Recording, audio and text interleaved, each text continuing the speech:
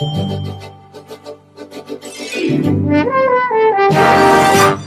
here on Jones and Company, and we are talking about the major events in our country in 2018, an analysis of those events with Godfrey Enis. And we now go to story number 7 on our list of important stories in our country, Godfrey, the Oban deal. Yes, that's a very issue that concerns me, because being an agriculturalist, there are 30,000 acres of prime agricultural land in the east end of Grand Bahama. And where you have that kind of fertility of the land, you also have excellent water resources. And it's always been the contention that wherever I had any influence on agricultural policy, that Grand Bahama lends itself to become an island which can be self-sufficient in food because of the large acreage of arable land on the island. Good. The governor of the Bahamas signed a deal with a group which was really a fictitious deal. And the signing itself was deceptive. Was deceptive. Yeah. It was not signed by the individual who should have signed in the first place. The governor of the Bahamas, the prime minister, told the parliament that this is one of the missteps of his government. And he apologized to the nation. There are many commentators who believe that the deal ought to be scrapped altogether because of how it was negotiated. But as we know, the deal is being renegotiated, and the country is still divided over this deal. As a matter of fact, there are some people who do not believe that an oil refinery another one ought to be in Grand Bahama. And the detractors of the government, they remember that the Christie administration signed a heads of agreement with Carnival to develop a cruise port on the eastern end of Grand Bahama. And they wonder why the Minnis administration did not pursue that particular deal, and why they would have gone to a deal like Oban dealing with oil when you had a viable project. A viable project with Carnival, and Carnival is a respected organization in the cruise industry. Oil and tourism don't go together. They don't mix. No. And there is right now some difficulty in the minds of a whole lot of Grand Bahamians and Bahamians generally on whether or not the Oban deal ought to be pursued, simply because, one, they do not have confidence in the investors, and what exacerbated things in recent times, the investors, or the potential investors, they donated $25,000 to a Junkanoo group in Grand Bahama. And it doesn't it doesn't look good, because the perception is that this is almost bribing the people of Grand Bahama to accept this group.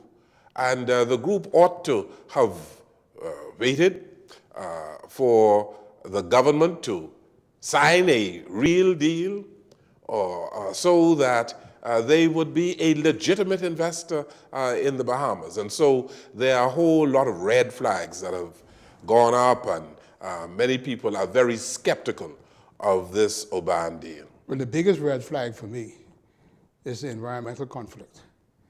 When the fossil fuel is a dying commodity, the whole climate change issue is to produce clean energy.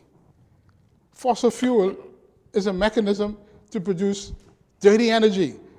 and its role in terms of being a source of energy is declining. Yes. So why would you want to create or use a technology that is becoming obsolete in your environment, and that will cause conflicts with what I told you about the 30,000 acres of prime agricultural land? Yeah. You see, we take food for granted around here, you know. Yeah. Well, the legitimacy of the investors in the Oban deal is questioned. And there are many people who question whether or not the government ought to have pursued it.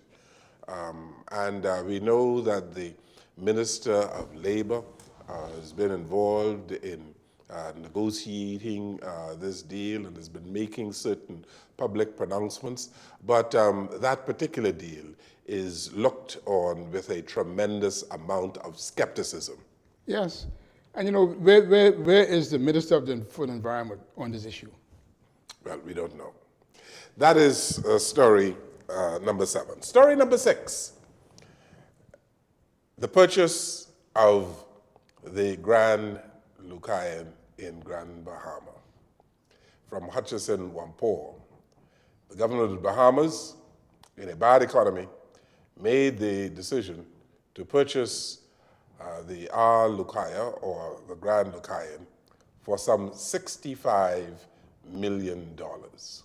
The difficulty is that the government made a down payment without a proper assessment of the hotel, without a proper appraisal of the hotel.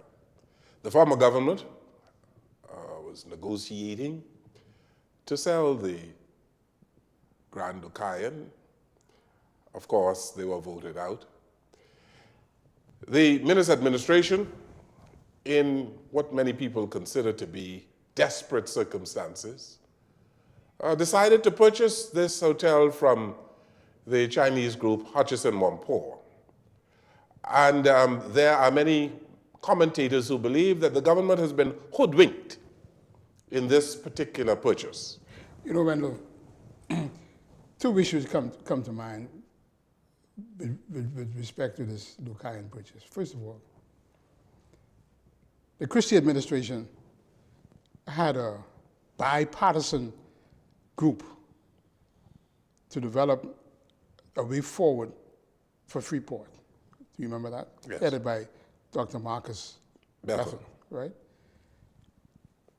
Where did that play into the overall thinking on the purchase of the Grand Lucayan? Well, obviously the F&M government believed that that was an irrelevancy. All right. Secondly, right, you and I had on point 2 QCs, Mr. Fred Smith and my good friend, our good friend Chizo, all right? And they talked, Maurice Clinton. And they talked about, both of them talked about the fact that the government never held Hutchison Whampoa to account. And so, as far as they were concerned, they were in breach of the contract. Yeah. But, you see, those two things come to my mind first before you even get to the purchase. Yeah. Let's listen to the Minister with responsibility for tourism, the Minister of Tourism and Aviation, the Honorable Dionisio D. Aguilar. So on the one hand, if you do nothing, you run the possibility of another Royal Oasis debacle evolving. And I want to remind the Bahamian people what happened there. The government did not step forward. They were hoping to have it sold. It was not sold, and the rest is history. You have a hotel that is dead, then had the effects of destroying the International Bazaar, and it died. So there's that decision. Then there's the decision of the government buying a hotel. The government does not want to buy a hotel. The government does not want to operate a hotel. The Prime Minister was chairman of the Hotel Corporation back in the day, and he remembers when the government owned hotels. So this is not something that we are willingly wanting to do. Mr. D. Aguilar there explaining the government's purchase of the Grand Lucayan in Freeport, Grand Bahama, and the government has decided to put down a certain amount of money and pay some $30 million over 3 years. There was a down payment, and then, of course, the balance is some $30 million. And what is also curious about this whole situation, Godfrey, is that the severance pay for the employees Paid by the is government. borne by the government of the Bahamas. And what is more is that it's going to take tens of millions of dollars to repair that hotel that was severely damaged by Hurricane Matthew. Now, the government itself has announced that there are many people who are interested in purchasing the Grand Lucayan. And the question is, well, why don't you sell it now? If you have 12 or so people in parties who are interested in purchasing this property, why not sell it now? The other big question for me is, what is the grand design for tourism in Grand Bahama? You know, are we going to follow the traditional hotel, beach, casino for Grand Bahama? I don't know what the way forward is for tourism in Grand Bahama. Yeah. Well, the tourism industry in Grand Bahama is in deep trouble. The cost of the product is extremely high. Indeed, the cost of getting to Grand Bahama is high. There's an airlift problem in Freeport, Grand Bahama in particular. And so there is, right now, no grand plan for Freeport, Grand Bahama. What kind of destination are you going to create? The government has made the decision to save some jobs.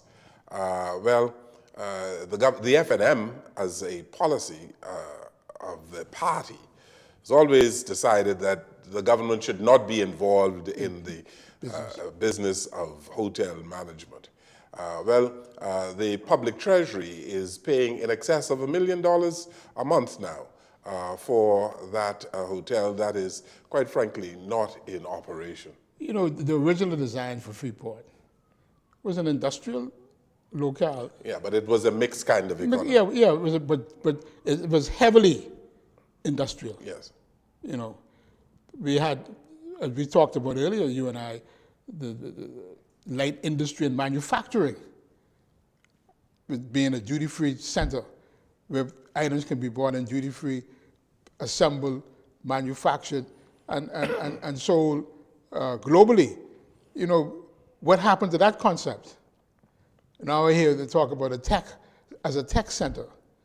So what is the role of Freeport going to play in the economic development of the country? We leave that question right there, Godfrey Innes. We go to the story number 5. The government over the last year has been really under pressure from many quarters, even within the ranks of the government itself, where we saw 4 members of the Free National Movement who decided to take a particular position with respect to the national budget, the increase of certain taxes, and those 4 members of Parliament, Mr. Vaughan Miller, who was fired as a parliamentary secretary in social services, Travis Robinson, the Member of Parliament for Bay and Town, who was terminated as the parliamentary secretary in tourism. Then we had Mr. Frederick McAlpine out of Grand Bahama, who has become quite a maverick of an MP in Grand Bahama, and Mr. Chipman, who is the Member of Parliament, Mr. Reese Chipman, for Centerville. They voted against certain aspects of the government. Many people thought, Godfrey, it was a little foolhardy on the part of the 2 parliamentary secretaries because they were sworn in as junior ministers in our system. And they could not have voted against the budget or certain aspects of the budget, being parliamentary secretaries. And so Dr. Minnis had every right to fire them, to terminate them. But they obviously got a tremendous amount of public support when they took the stand that they took. Yeah, but you know, when you reflect on that whole matter, particularly with those two parliamentary secretaries, it seems to me they didn't understand the Westminster system. Yes. You know, because the Prime Minister had no option in that. Yes. And if you were going to take that kind of step, you should have come to the House with your resignation in hand. That's how it's done. And to now say that, oh, let's abandon the Westminster system, MPs should be able to speak freely on behalf of their constituents. You have to understand the system. Yes. All right? And I think that is a fundamental problem in this parliament, right?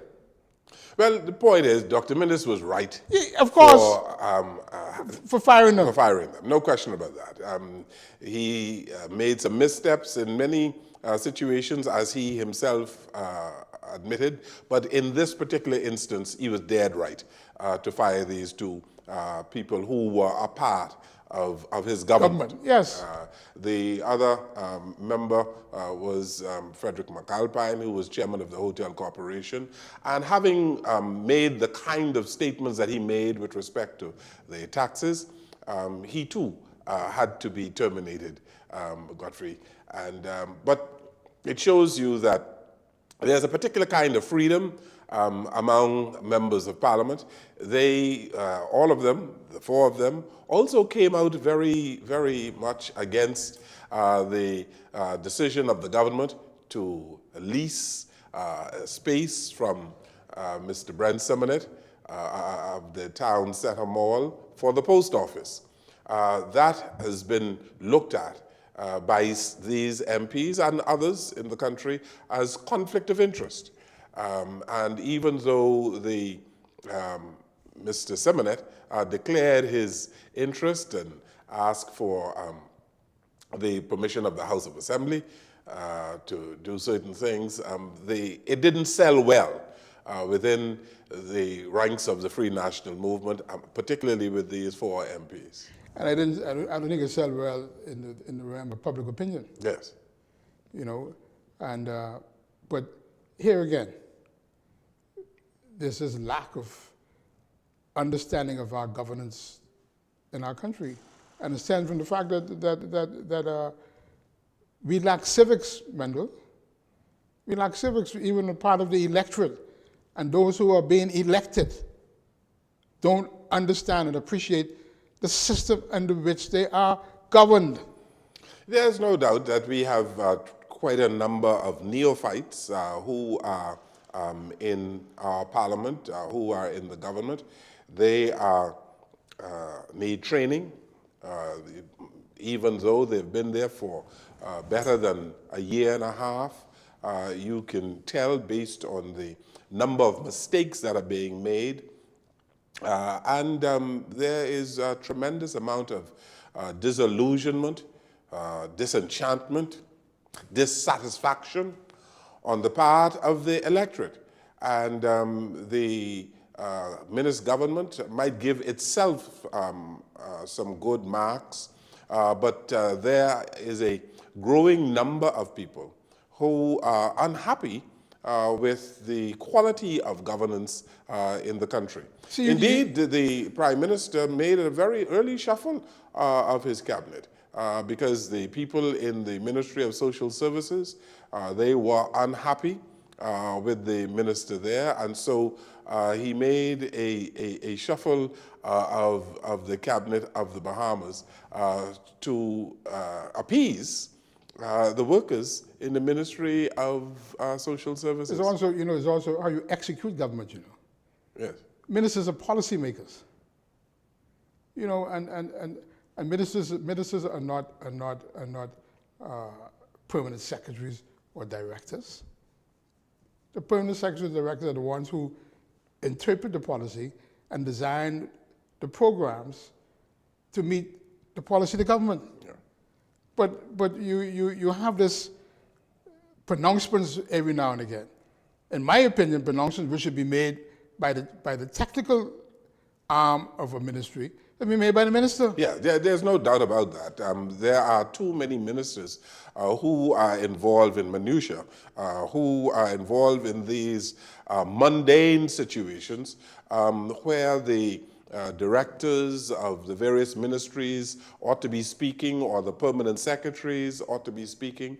And we can call some names of some ministers who get involved in what we call the very simple matters of the day-to-day running of these ministries, as if they are supermen. Ministers are responsible for policy.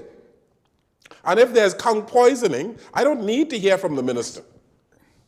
I need to hear from the chief medical officer, not the minister. Right. Chamberlain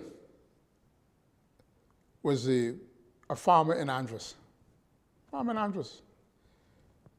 Decided to give up sisal farming and went back to England and was in the British cabinet. He was the Minister of Health. He didn't know about health.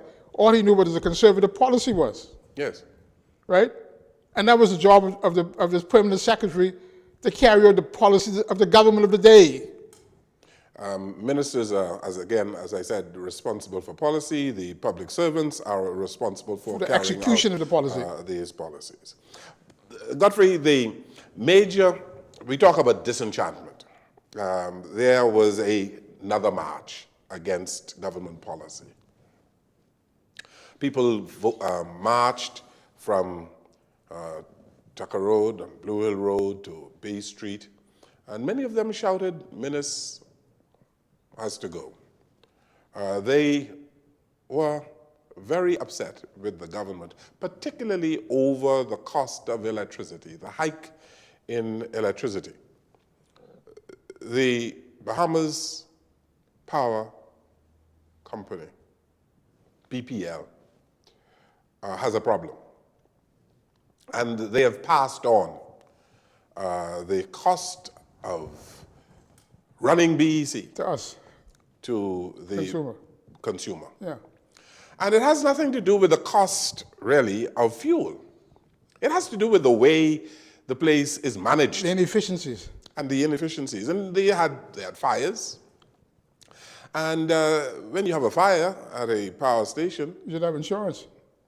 no, it probably has to do with the maintenance Yeah. of the power station. But you should have insurance against those kind of eventualities. Yes. And we are not very clear on what the situation is there with respect to the insurance, whether they had insurance, whether the insurance is going to pay, or whatever the situation is. But they have decided that they're going to pass on the cost to the consumer.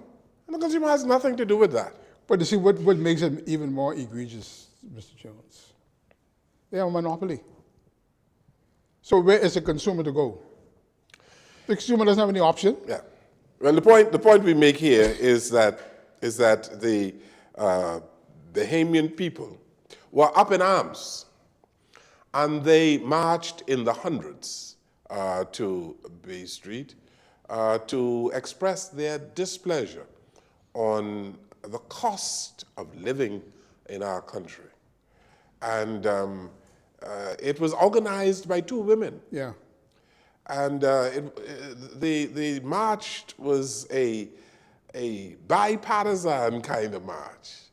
It was not a partisan march. It was not a PLP march. No. It was a number of... The people's march. The people coming together to express because their the people were feeling the pain. Yes. People were feeling the pain. And you know, one of the things of the pending government tried to do and was successful in it, the pending government's objective was to bring some equilibrium to the quality of life of all Bahamians, no matter where you resided in this archipelago. All right? So there's certain basic amenities which had to be affordable to all people, regardless of economic strata, all right?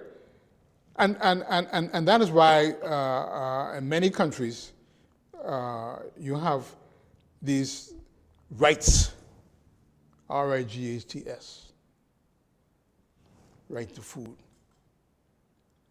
human rights. Because people should not be allowed to shrink